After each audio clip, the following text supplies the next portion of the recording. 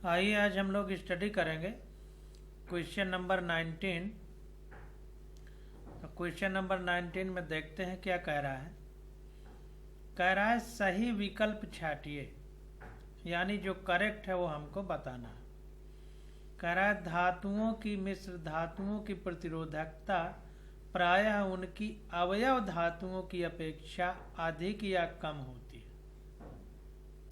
ये हमको बताना है कि बहुत सारी धातुएं जब उनका मिश्रण बना दिया जाता है तो हमारे पास मिश्र धातु यानी एलॉय प्राप्त हो जाती है। तो कह रहा है कि जो मेटल है और जो एलॉय है उनकी प्रतिरोधकता यानी रेजिस्टिविटी प्रायः उनकी कंपोनेंट मेटल अवयव धातुओं मतलब उनकी कंपोनेंट मेटल की अपेक्षा अधिक होती है या कम होती है, हमसे पूछ रहा है। तो देखिए मिश्र धातु की प्रतिरोधकता उनकी संगत धातुओं की तुलना में अधिक होती है।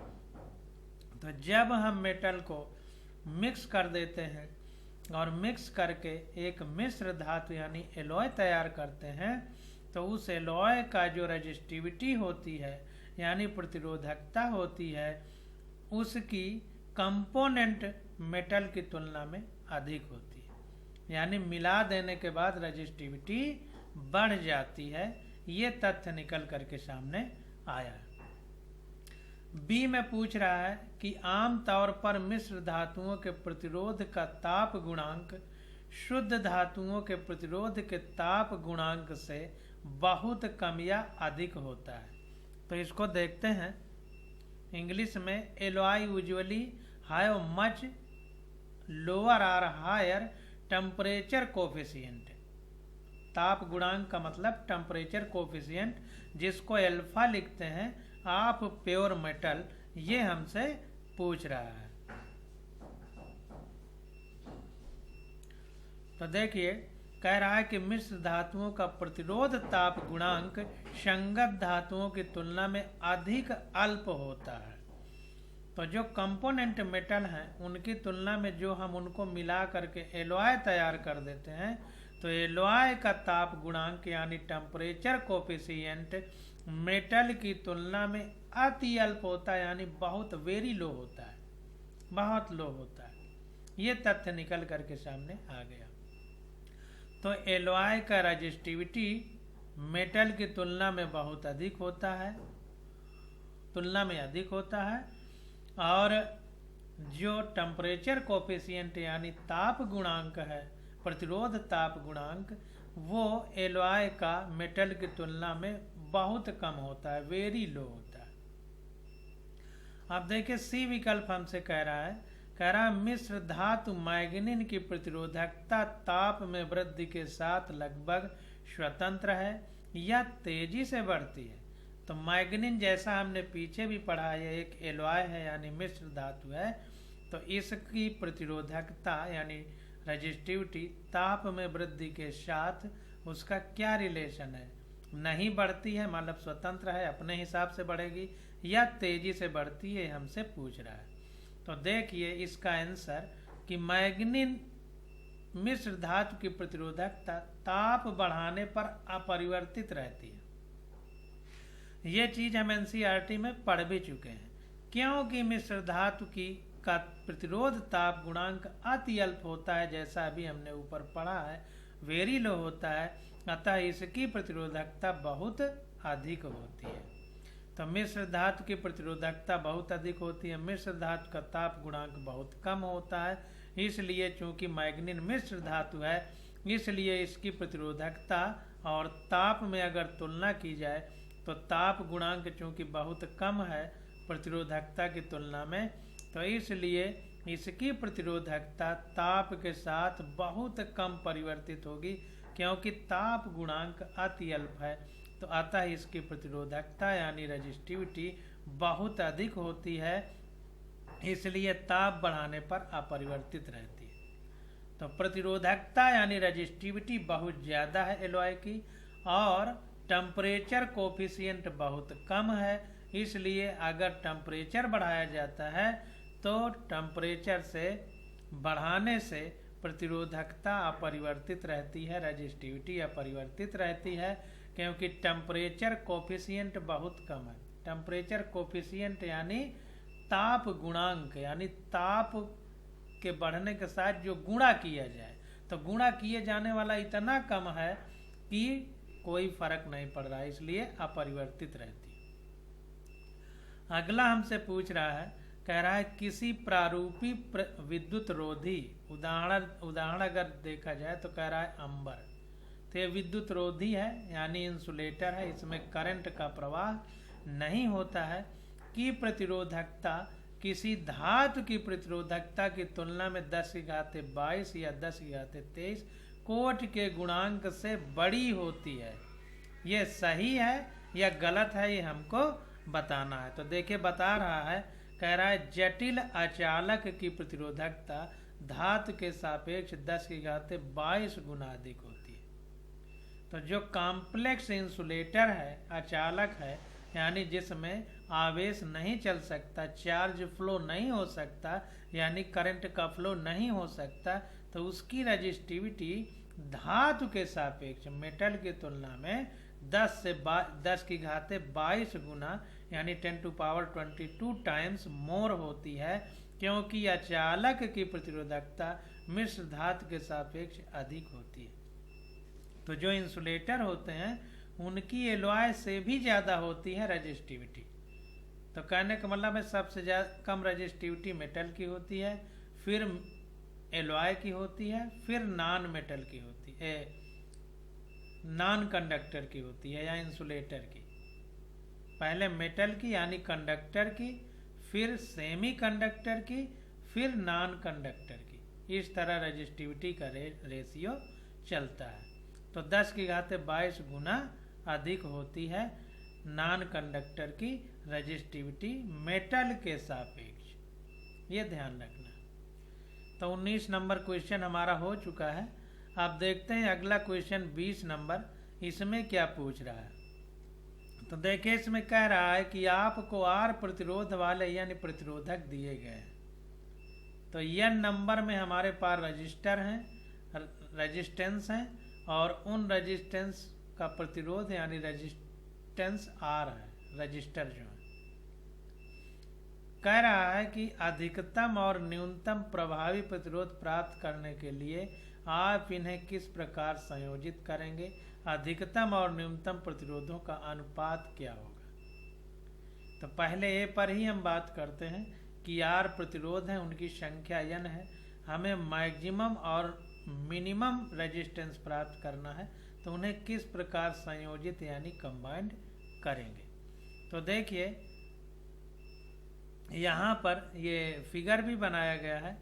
तो देखिए अगर हमें सीरीज में जोड़ा जाता है, तो सीरीज में जब जोड़ते हैं तो उसके लिए हमारा फार्मूला होता है R मैक्सिमम इक्वल टू, सीधा सीधा जोड़ दिया जाता है सीरीज में, और पैरेलल में हम इस तरह 1/, में फार्मूला हमारा है। तो कह रहा है अधिकतम प्रभावी प्रतिरोध प्राप्त करने के लिए हम N रजिस्टर को कैसे जोड़ेंगे, श्रेणी क्रम यानी सीरीज में जोड़ते हैं। तो R मैक्सिमम इक्वल टू सीधा सीधा जुड़ जाता है, तो R + R से लेकर के N तक। तो N नंबर है, तो जितनी संख्या जुड़ती है तो उसमें जो एक प्रतिरोध होगा उसमें N का अगर गुणा कर दें तो टोटल आ जाएगा। जैसे अगर हमारे पास 10-10 ओम के 10 प्रतिरोध हैं तो टोटल कितना जोड़ने पे आएगा, 100। अब 10-10 ओम के 10 हैं तो 10 संख्या है N, तो 10 में अगर 10 का गुणा कर दें तो भी 100 आ जाएगा। तो इसीलिए नंबर N का गुणा किसी एक प्रतिरोध में कर देंगे तब भी हमारा R टोटल निकल आएगा। अब देखिए आगे कह रहा है कि न्यूनतम प्रभावी प्रतिरोध प्राप्त करने हेतु N रजिस्टरों को समांतर क्रम में समावेशित करने पर, अभी अधिकतम अभी हमने प्राप्त कर लिया, अब न्यूनतम प्राप्त करना है तो गुणा करने पर अधिकतम प्राप्त होता है, भाग देने पर न्यूनतम। तो जितनी संख्या है उसमें किसी एक प्रतिरोध का भाग दे दें तो हमको न्यूनतम प्राप्त हो जाएगा। तो यहाँ देखिए 1/R मिनिमम, यहाँ मैक्सिमम आएगा क्योंकि सीधा सीधा जुड़ रहा है, यहाँ मिनिमम आ जाएगा कम। तो 1/R + 1/R से लेकर के N तक होगा, यानी N/R हो जाएगा, जितनी संख्या बटे R हो गया। तो R minimum equal to R/N N हो जाएगा। अब अधिकतम तथा न्यूनतम प्रतिरोधों का अनुपात अगर हम निकालना चाहते हैं तो अनुपात निकालेंगे तो R maximum upon R minimum equal to N R in upon N into R हो जाएगा। ये आर नीचे जाएगा और एन ये ऊपर आ जाएगा तो एन स्क्वायर हो जाएगा, आर में आर कट जाएगा। तो अधिकतम तथा न्यूनतम प्रतिरोधों का अनुपात कितना आ गया, ratio R maximum R minimum का रेशियो आ गया एन स्क्वायर। अतः अधिकतम व न्यूनतम प्रतिरोध का अनुपात कितना हो गया, एन स्क्वायर। तो रेशियो निकल के आया आर मैक्सिमम और आर मिनिमम का एन स्क्वायर। तो इस प्रकार से हम लोग क्वेश्चन को सॉल्व करते हैं।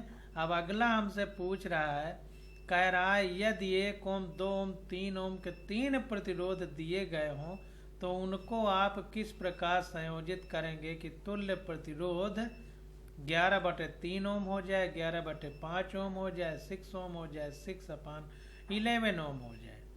ये किस प्रकार से हम संयोजित करें कि ये आ जाए। तो इसको भी देखते हैं। तो 1, 2 और 3 ओम के प्रतिरोध हमको दिए गए हैं, तो इनको करके हम लोग देखते हैं। तो यहाँ पर देखिए हमसे बता रहा है कि R1 बराबर 1 ओम, R2 बराबर 2 ओम और R3 बराबर 3 ओम। अब समतुल्य प्रतिरोध जो कंबाइंड रेजिस्टेंस का टोटल रेजिस्टेंस है वो 11/3 प्राप्त करना है। अब R1 व R2 को अगर हम पैरेलल में जोड़ दें तो 1/RP का मतलब पैरेलल यानी समांतर बराबर 1/R1 प्लस 1/R2। तो ये हो जाएगा R1 हमारा 1 ओम है प्लस R2 हमारा 2 है तो 1/2 तो आ गया 3/2। तो R पैरेलल में टोटल रेजिस्टेंस कितना आ गया, 2/3 आ गया पैरेलल में हमारा। अगर R1 और R2 को जोड़ दें, R1 और R2 पैरेलल में है, फिर R3 सीरीज में कर दिया। अब सीरीज में तो डायरेक्ट R3 ये जुड़ जाएगा। तो अब देखिए Rp व R3 श्रेणी क्रम में अतः प्रभावी प्रतिरोध। तो अब अगला वाला सीरीज में था तो Rp हमारा कितना आया था, 3 आया है। Rp हमारा Rp बराबर 2/3 आया है पैरेलल में इन दोनों का। अब ये दोनों पैरेलल में हो गया और ये सीरीज में, तो सीरीज में तो सीधा R1 प्लस R2 होता है, तो इन दोनों का जो आया उसके साथ में सीधा जुड़ जाएगा R3 यानी 3 ओम। तो इसको सीधा सीधा जोड़ देते हैं। तो देखिए R बराबर Rp प्लस R3, ये उल्टा लिख दिया है यहाँ, 2/3 इधर होना चाहिए, 3 इधर होना चाहिए। तो ये जोड़ करके जब हमने निकाला तो आ गया 11/3 ओम। तो इस प्रकार R1 और R2 पैरेलल में और R3 सीरीज में होगा तो 11/3 ओम हमारा आंसर आ जाएगा। अब अगला पूछ रहा है कि हमें कंबाइंड रेजिस्टेंस कितना प्राप्त करना है, 11/5 ओम। प्राप्त करने के लिए प्रतिरोधों को कैसे जोड़ेंगे, तो फिर देख लेते हैं। तो R2 और R3 को ऐसे आपको करना है कि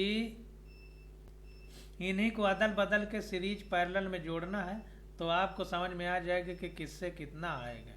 तो अब R2 और R3 को पैरेलल में यानी समांतर क्रम में जोड़ा है, तो चित्रानुसार समायोजित करते हैं। यहाँ प्रतिरोध R2 और R3 समांतर में, तो श्रेणी समांतर क्रम यानी पैरेलल का फार्मूला होता है 1/R में, तो 1/R parallel equal to 1/R2 plus 1/R3। R2 और R3 पैरेलल यानी समांतर में है। ये कैसे पता चला कि ये समांतर में है, क्योंकि इधर से अगर करंट जाएगी तो बटेगी। जब करंट बढ़ती है तो कहते हैं कि पैरेलल में है, जब करंट नहीं बढ़ती है तो कहते हैं कि सीरीज में है, और जब करंट नहीं बढ़ती है तो करंट सब रेजिस्टेंस में कांस्टेंट रहती है, और जब करंट बढ़ती है तो वोल्टेज सारे रेजिस्टेंस में कांस्टेंट रहता है। तो पैरेलल में वोल्टेज कांस्टेंट रहता है और सीरीज में करंट कांस्टेंट रहती है। ये चीज हमको ध्यान में रखना है। तो यहाँ पर देखिए R2 और R3 पैरेलल में है, तो 1/Rp equal to 1/R2 plus 1/R3 equal to 1/R2 हमारा 2 ओम था और R3 हमारा 3 ओम था। सॉल्व किया तो आ गया 5/6। तो Rp इक्वल टू आ गया, ऊपर चला जाएगा तो 6/5 ओम। अब Rp व R3 श्रेणी क्रम में है यानी सीरीज में है, इसलिए रिजल्टेंट रेजिस्टेंस क्या होगा, Rp प्लस ये सीधा सीधा जुड़ जाएगा R3 तो आ गया 6/5 + 1। तो ये सीधा सीधा आंसर निकल के आ गया 11/5 ओम। यही हमारा जो है कंबाइंड रेजिस्टेंस का इक्विवेलेंट रेजिस्टेंस का जो पूछ रहा था वो निकल के आ गया। अब थर्ड में देखिए हमसे पूछ रहा है, कह रहा है समतुल्य प्रतिरोध 6 ओम प्राप्त करने हैं तो कम प्रतिरोधों को चित्रानुसार श्रेणी क्रम में जोड़ते हैं। अब कह रहा है कि 6 ओम हमको प्राप्त करना है, तो 6 ओम प्राप्त करना है तो R1 1 ओम है, R2 2 ओम है, R3 3 ओम है, तो सीधा सीधा जोड़ देंगे तो 6 ओम आ जाता है। तो सीरीज में सीधा सीधा आंसर है, सीधा सीधा जुड़ता है। तो सीरीज में अगर तीनों को कर दिया जाए तो 6 ओम हमारा प्राप्त हो जाएगा। तो यहाँ देखिए R1 R2 R3 को सीधा सीरीज में जोड़ दिया। अब हमको समतुल्य प्रतिरोध यानी इक्विवेलेंट रेजिस्टेंस 6/11 ओम प्राप्त करने हेतु प्रतिरोध को समांतर क्रम में संयोजित करते हैं। अब 6/11 ओम करना है तो R1 R2 R3 तीनों को पैरेलल में अगर जोड़ दें तो हमारा फार्मूला होता है 1/R parallel = 1/R1 + 1/R2 + 1/R3। तो ये जब तीनों जुड़ेंगे पैरेलल में तो इनका सीधा आंसर आ जाएगा 6 + 3 + 2/6, क्योंकि इसका 6 हो जाएगा एलसीएम। तो ये आ जाएगा 11/6। तो ये जब आरपी ऊपर जाएगा तो 6/11 हो जाएगा। 6/11 ही हमको निकालना है। तो ये हमारा आंसर आ जाएगा परिणामी प्रतिरोध यानी रिजल्टेंट रेजिस्टेंस। अब अगला हमसे पूछ रहा है, कह रहा है प्रथम खंड ए। अब इसमें देखते हैं क्या पूछ रहा है। तो यहाँ पर देखिए हमसे पूछ रहा है, ये फिगर बनाया है, ए और बी फिगर बनाए हैं। कह रहा है कि चित्र में दिखाए गए नेटवर्कों का तुल्य प्रतिरोध ज्ञात कीजिए। तो इक्विवेलेंट रेजिस्टेंस निकालना है ये वाले का और ये वाले का। तो ये तो देखिए घुमा दिया है, बाकी जुड़े सब हैं। तो हमको दिमाग के लगाना है कि इधर से करंट आएगी तो सब में बराबर ही जाएगी। अगर करंट कांस्टेंट है तो क्या क्रम होता था, सीरीज में श्रेणी क्रम होता था। और अगर करंट बदलती थी तो क्या होता था, पैरेलल में होता था। तो यहाँ पर देखिए ये 1 ओम के सीरीज में है, क्योंकि यहाँ पे जो करंट जाएगी इसमें भी वही जाएगी, इसमें भी। तो ये दोनों सीरीज में। इसी प्रकार ये 2 ओम के सीरीज में है, और ये दोनों 1 ओम और ये दोनों 2 ओम पैरेलल में है एक दूसरे के, क्योंकि यहाँ से करंट बट रही है। तो इस प्रकार से अगर हम इसको देखें तो इस प्रकार से हम इसको इस तरह बना सकते हैं कि ऐसे बना सकते हैं, और इस प्रकार से एक रेजिस्टेंस ऐसे लगा देंगे, इस तरह से एक रेजिस्टेंस ऐसे लगा देंगे इस तरह से, और यहाँ से ऐसे निकालेंगे तो ये 1 1 2 हो जाएगा क्योंकि सीरीज में है। ये 2 2 4 हो जाएगा क्योंकि सीरीज में है, और ये 2 और 4 पैरेलल में हो जाएगा, यानी 1/2 + 1/4 हो जाएगा। तो इस प्रकार से पैरेलल में हम जोड़ लेंगे। तो इस प्रकार से हम लोग इसको सॉल्व करते जाएंगे तो पूरे का सीधा सीधा निकल आएगा। अब इसको देखते हैं। तो यहाँ पर देखिए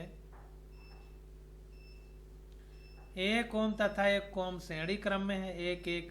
तो ये देखिए 2 ओम हो गया, 2 2 ये भी श्रेणी क्रम में यानी सीरीज में है तो 4 ओम आ गया। अब ये दोनों एक दूसरे के समांतर यानी पैरेलल में है, तो RS तथा RS डैश समांतर में, तो 1/R dash = 1/RS + 1/RS dash, यानी ये वाला और ये वाला तुल्य प्रतिरोध। तो ये आ गया 1/2 + 1/4। तो ये आ गया 4। ये 2 से 2 कटेगा तो 2 बटेगा, 4 से 4 कटेगा तो 1 बचेगा, तो 3/4 आ गया 1/RS डैश। तो RS डैश = 4/3 ओम। इसलिए परिणामी प्रतिरोध कितना हो जाएगा R डैश, 4/3 ओम। 4/3 ओम आ गया।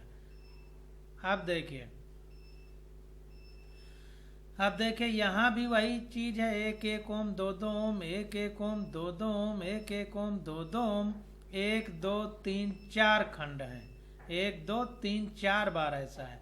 तो बार बार निकालने का कोई मतलब नहीं, सीधा 4 का गुणा कर दिया जाए तो पूरे का तुल्य प्रतिरोध यानी इक्विवेलेंट रेजिस्टेंस आ जाएगा। तो इसको देखते हैं। तो यहाँ पर देखिए कह रहा है कि चित्र में 4 खंड श्रेणी क्रम में समायोजित हैं, अतः प्रभावी प्रतिरोध। तो सबका जब हमने निकाल लिया पैरेलल में और एक इक्विवेलेंट निकल आया, तो चारों खंड सीरीज में हो जाएंगे, यानी श्रेणी क्रम में। तो 4 का सीधा गुणा कर दिया बार बार जोड़ने से, या तो 4 बार जोड़ लें या 4 का सीधा गुणा कर दें। तो R = 4R डैश हो जाएगा, तो 4 × 4/3, तो आ गया 16/3 ओम, यानी R = 5.33 ओम आ गया। ये आ गया। अब चित्र बी में सभी प्रतिरोध श्रेणी क्रम में है, अतः प्रभावी प्रतिरोध। अब बी में देखते हैं, तो बी फिगर हमने आपको पहले भी बता दिया है, फिर से एक बार देख लीजिए। तो यहाँ पर देखिए सीधा घुमा दिया है, केवल यहाँ से करंट चलेगी तो कहीं करंट बटेगी नहीं। जब करंट बटेगी नहीं तो क्या है, सीरीज में है, तो सीरीज में सीधा सीधा जुड़ जाता है, तो R + R + R + R + R 5 बार जुड़ जाएगा, तो 5 बार हमारा इक्विवेलेंट रेजिस्टेंस हो जाएगा। तो यहाँ पर देखिए बी में सभी प्रतिरोध श्रेणी क्रम में, अतः प्रभावी प्रतिरोध। तो सीरीज में है चूंकि सारे, इसलिए इक्विवेलेंट रेजिस्टेंस क्या हो जाएगा, R डैश = सीधा सीधा 5 बार जुड़ जाएंगे, तो आ गया 5R। यही हमारा आंसर हो जाएगा। अब क्वेश्चन नंबर 21 देखते हैं। कह रहा है किसी 0.5 ओम आंतरिक प्रतिरोध यानी इंटरनल रेजिस्टेंस वाले 12 वोल्ट के एक संभरण यानी सप्लाई से चित्र में दर्शाए गए अनंत नेटवर्क द्वारा ली गई धारा का मान ज्ञात कीजिए। प्रत्येक प्रतिरोध का मान 1 ओम है। तो 1 ओम के 1 ओम के इस तरह के इनफाइनाइट रेजिस्टेंस लगाए गए हैं। अनंत रेजिस्टेंस लगा करके हमने ये नेटवर्क तैयार किया है। तो कह रहा है प्रत्येक प्रतिरोध का मान 1 ओम है, तो इस अनंत नेटवर्क द्वारा ली गई करंट का मान ज्ञात करना है। सप्लाई में जो करंट आ रही है उस करंट यानी धारा का मान हमको ज्ञात करना है। तो इसको देखते हैं। तो कह रहा है यहाँ पर देखिए ये सब में एक ही तरह चल रहा है, 1 ओम 1 ओम 1 ओम 1 ओम 1 ओम 1 ओम 1 ओम 1 ओम 1 ओम ऐसे करके इनफाइनाइट। तो इसको कैसे सॉल्व किया जाए, तो इसके लिए विधि नीचे बताई गई है, उस प्रकार से हम लोग इसको निकाल सकते हैं। तो कह रहा है माना परिपथ का प्रभावी प्रतिरोध X है। हम ये मान लेते हैं कि टोटल जो सर्किट है हमारे पास इनफाइनाइट तक जो जा रहा है, इसका टोटल रेजिस्टेंस हमारा X है, हम ये मान लेते हैं। कह रहा है यदि परिपथ के एक भाग में चित्रानुसार प्रतिरोध 1 ओम 1 ओम 1 ओम विलगित है, मतलब ये 1 ओम ये 1 ओम ये 1 ओम अगर अलग कर दिए जाएं और ये टोटल का X हो जाए, तो क्या होगा, यहाँ 1 ओम व X प्रतिरोध समांतर क्रम में है। तो ये 1 ओम और ये X समांतर क्रम में है। देखिए पैरेलल में है, क्योंकि यहाँ से करंट जो आएगी तो 2 भाग में बटेगी, ऐसे ऐसे 2 भाग बट जाएंगे, इसलिए ये दोनों आपस में पैरेलल हैं, समांतर क्रम में। अब पैरेलल में रेजिस्टेंस का फार्मूला क्या होता है, 1/Rp = 1/X + 1/1 हो जाएगा, क्योंकि एक 1 ओम है एक X ओम है। तो इसका इक्विवेलेंट रेजिस्टेंस यानी तुल्य प्रतिरोध कितना होगा, 1 + X/X आ जाएगा। यानी Rp = ये ऊपर जाएगा तो X ये पलट जाएगा, इसको पलटेंगे तो ये भी पलट जाएगा, तो Rp = X/1 + X। इस तरह से पैरेलल में रेजिस्टेंस आ गया। अब प्रतिरोध Rp 1 ओम व 1 ओम श्रेणी में है, अतः परिणामी प्रतिरोध। तो अब ये जो निकल के आया है ये पूरा हमने इतने का निकाला है, इतने का। अब इतने से ये जो 1 ओम है ये या ये 1 ओम लिया जाए तो ये सीरीज में, इसको इस तरह लिख सकते हैं। अगर देखा जाए तो इसको हम अगर ऐसे फैलाएं तो ऐसे लिख देंगे, ये इस तरह से। यहाँ पर भी एक लग जाएगा इस तरह से। तो ये इसको अगर खींच दें तो ये 1 ओम इधर हो जाएगा, ये इधर खींच दें तो 1 ओम ये इधर हो जाएगा। अब ये बीच में पड़ जाएंगे तो इसी में एक X हो जाएगा, एक 1 ओम हो जाएगा, इस तरह बनेगा। तो इसका अगर हम पैरेलल निकाल लें तो ये दोनों जो एक एक ओम है ये इसके सीरीज में हो जाएंगे। अगर इसका तुल्य निकाल लें तो फिर इस तरह हो जाएगा ये, फिर एक प्रतिरोध इस तरह हो जाएगा ये, फिर एक प्रतिरोध इस तरह हो जाएगा ये। तो ये तीनों सीरीज में हो गए, तो इसका पूरा टोटल और ये सब सीरीज में हो गए यानी श्रेणी क्रम में। तो इसीलिए कह रहा है कि ये टोटल इसका और 1 ओम हमारा सीरीज में है। तो R बराबर RP प्लस 1 1 ये दोनों सीरीज में हो गए, तो 1 प्लस 1 सीरीज में हो गया और ये भी सीरीज में है टोटल ये। तो ये आ गया x अपान 1 प्लस एक्स प्लस 2 आ गया ये। अब अनंत प्रतिरोध की स्थिति में R का मान x ही रहता है। अब अगर इनफाइनाइट प्रतिरोध लगा दिए जाएं तो क्या होगा, कह रहा है R का मान x ही रहता है, ये R का मान अगर इनफाइनाइट जोड़ दिए जाएं। बस इसी जगह ध्यान देना है, ये लाइन ये पूरा हमको ध्यान देना है कि अनंत प्रतिरोध की स्थिति में R का मान x ही रहता है। अगर बहुत सारे जोड़ दिए जाएं तो जो R की वैल्यू है ये x के बराबर रहती है, x के बराबर। बस यहीं पर थोड़ा सा हमको ध्यान देना है। तो जब x के बराबर रहेगी तो ये x बराबर x अपान 1 प्लस एक्स प्लस 2 होता है। ये देखिए, ये इसको बहुत इम्पॉर्टेंट है, इस चीज़ को एकदम दिमाग में डाल लीजिए कि अगर इनफाइनाइट रेजिस्टेंस लगे हैं तो R की जगह हमको x रख देना। तो x equal to 1 upon x plus 1 plus 2 हो जाएगा। अब इसको अगर हम सॉल्व कर लें तो इसको सॉल्व करेंगे तो ये हमारा आ जाएगा x, ये इधर आ जाएगा तो x प्लस 1 बराबर x प्लस 2 और ये इधर चला जाएगा, ये इधर आ गया तो ये x प्लस 2 हो जाएगा। यहाँ पर थोड़ा ध्यान दीजिए, ये इधर आ जाएगा तो x ब्रैकेट में x प्लस 1 हो जाएगा, तो इधर ये केवल x प्लस 2 बचेगा। ये 2x गलत लिखा है, ये 2x को काट दीजिए, ये 2x गलत लिख दिया है, ये चीज़ गलत लिखी है। अब इसको हम सॉल्व करेंगे तो ये इसमें गुणा होगा तो ये एक्स स्क्वायर हो जाएगा। इस पूरे को सॉल्व करेंगे तो ये आ जाएगा x square minus 2x minus 2 बराबर 0 हो जाएगा, क्योंकि इसमें जब गुणा करेंगे तो ये एक्स स्क्वायर प्लस एक्स हो जाएगा बराबर एक्स प्लस 2 हो जाएगा। अब ये इसको इधर लाएंगे, ये इसको इधर लाएंगे तो ये एक्स स्क्वायर, अब ये इधर आएगा तो ये माइनस में हो जाएगा तो ये तो कट जाएगा, इसको लाएंगे तो माइनस 2 हो जाएगा बराबर 0 हो जाएगा। इसका मतलब इस 2x का मतलब है कुछ, ये 2x जो लिखा गया है तो ये किस हिसाब से यहाँ पर लिखा गया है थोड़ा सा समझना पड़ेगा।